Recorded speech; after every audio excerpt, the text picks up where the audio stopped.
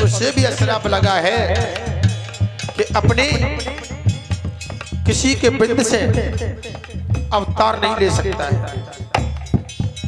और उस मैया को श्राप लगा है कि अपने पति के बिंद से गर्भ नहीं रह सकता, तो उसका भी अवतार हो जाएगा और तेरा भी धर्म बच जाएगा।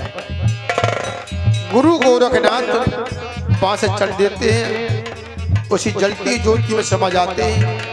हापी नाम कुगड़ को लेकर के आते हैं नाखून, और पीछे से माता पे माता दौड़ती हुई आ रही है, बोली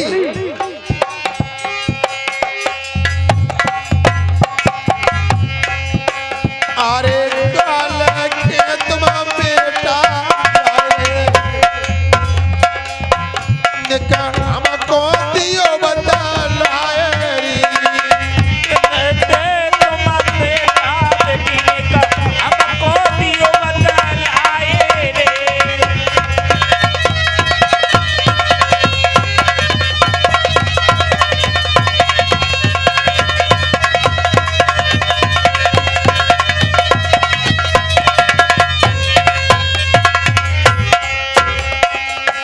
क्या लेकर के जा रहे हो? गोरखनाथ कहने लगे भैया कुछ नहीं। गुरुजी यहाँ पर एक प्रश्न उठता है कि गोरखनाथ कहाँ झूठ बोले? यहाँ बोले थे मैं माता से। मैं माता कहने लगी है गोरखनाथ कर्म तो भाई सब हो गए, फिर भी झूठ बोले, तुम्हारा धर्म फिर भी नहीं बचेगा। क्यों? उस मैया को यहाँ पे नाम गूगड़ दियो, गूगड़ तो उसका गूंगा लाल होगा। और जो मैया 24 साल तपस्या करे राजेश भैया और बगे गूंगा लला होए तो का तुम्हें आशीर्वाद दिए?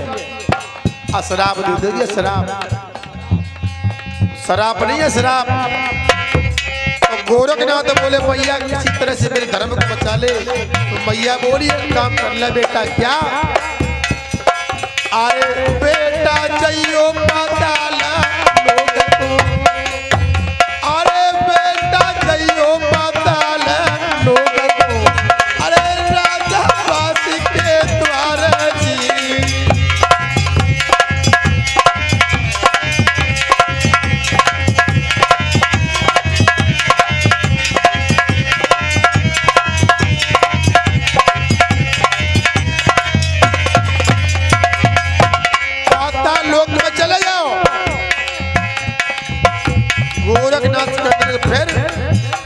राजा बासुक से उसका एक पुत्र मांग ले जिसका नाम पद्मनाभ।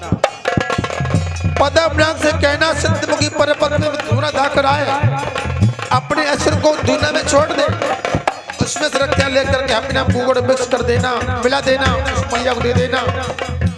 एक बलशाली पुत्र जन्म लेगा जिसका नाम गूंगा वीर और 4 वीर नाम पड़ेगा, जो दुनिया में नाम रोशन करेगा।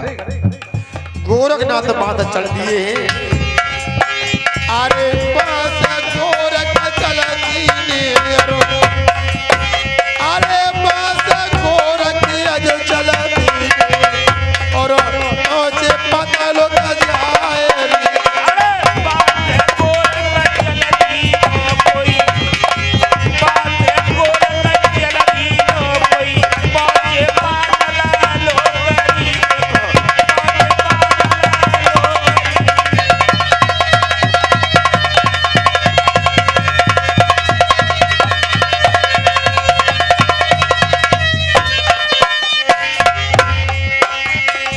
राजा बासुक के पास पहुंचे हैं।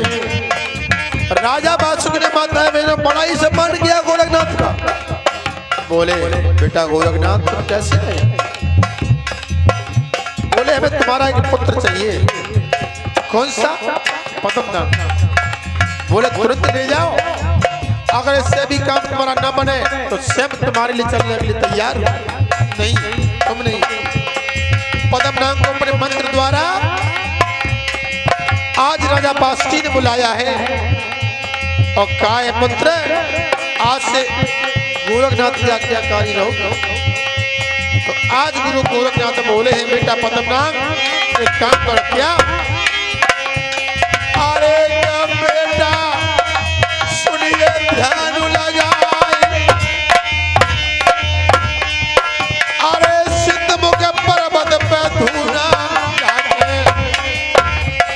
और बेटा असर तू देवे पावे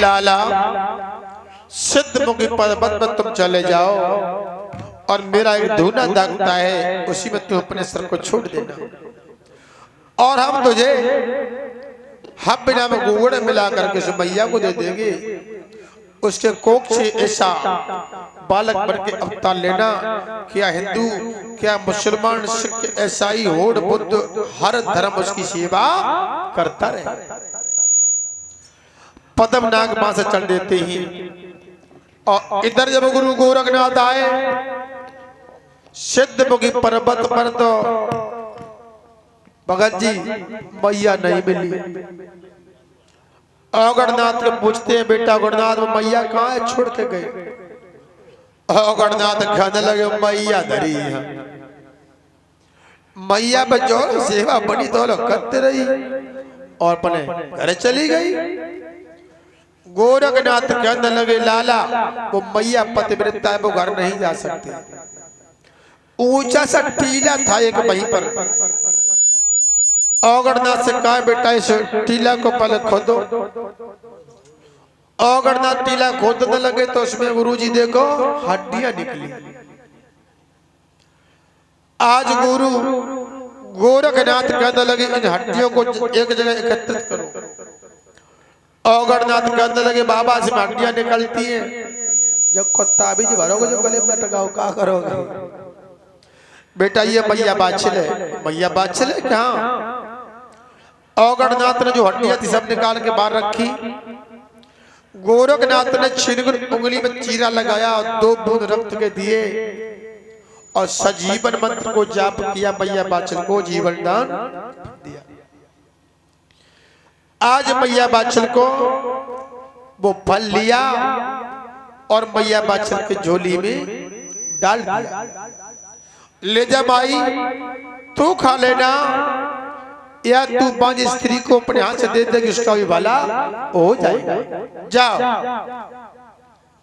मैया बाछल जब चलने की तैयार हुई है भगत जी मैया कहने लगी बाबा जी की बात बताओ ये हम खा लेंगे तो हमारे बेटा होगा कि हाँ उस बेटा की उम्र कितनी है 12 साल तो ऐसा फल मुझे नहीं चाहिए अपना फिर ले जाओ खा लो आज गुरु गोरखनाथ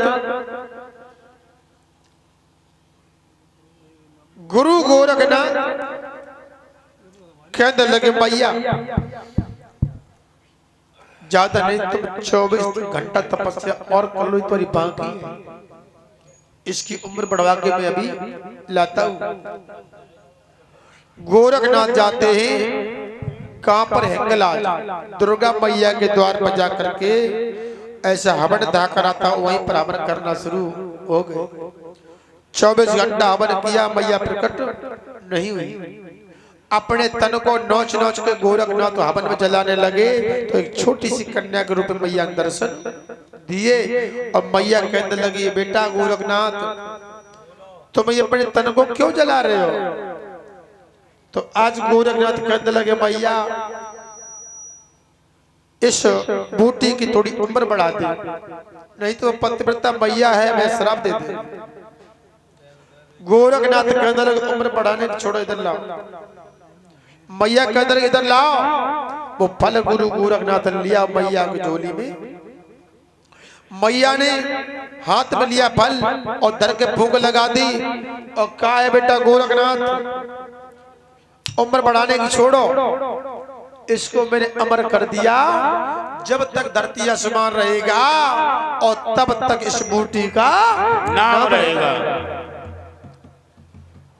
अब तुम चले जाओ आज गुरु गोरखनाथ मां से चले जाते हैं आज मैया से कहने लगे बादशाह मैया अब तुम झोली करो माता बहनों यहाँ किसी को फल तो नहीं चाहिए